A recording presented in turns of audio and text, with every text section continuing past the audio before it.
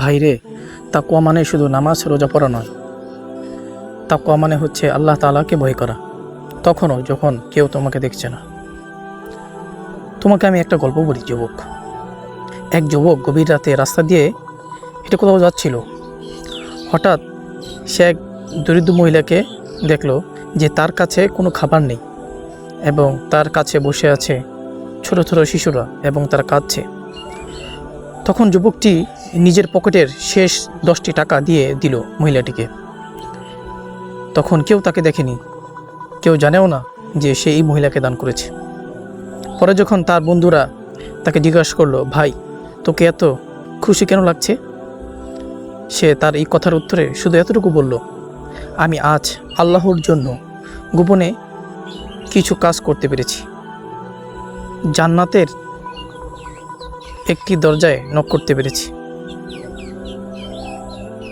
কোরআনে আল্লাহ তাআলা বলেন, যারা গোপনে ও প্রকাশ্যে দান করে আর নিজেদের রাগকে সংবরণ করে, আল্লাহ তাআলা তাদেরকে ভালোবাসেন। ইমরান 134 নম্বর আয়াত। ভাইরে, তাকওয়ার চিহ্ন কি?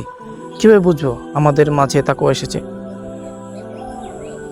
যখন হারাম কাজের সুযোগ আসে তোমার, কিন্তু তুমি হারাম কাজকে না বলো। যখন কেউ তোমাকে দেখছে না, তবুও তুমি সত্য কথা বলো, গুনাহ থেকে বিরত থাকো, তখন বুঝবে তোমার ভিতরে তাকওয়া এসেছে। রাসূল সাল্লাল্লাহু আলাইহি ওয়াসাল্লাম বলেছেন, তুমি যেখানে থাকো না কেন আল্লাহকে ভয় করো। তিরমিজি 1987 নং হাদিস।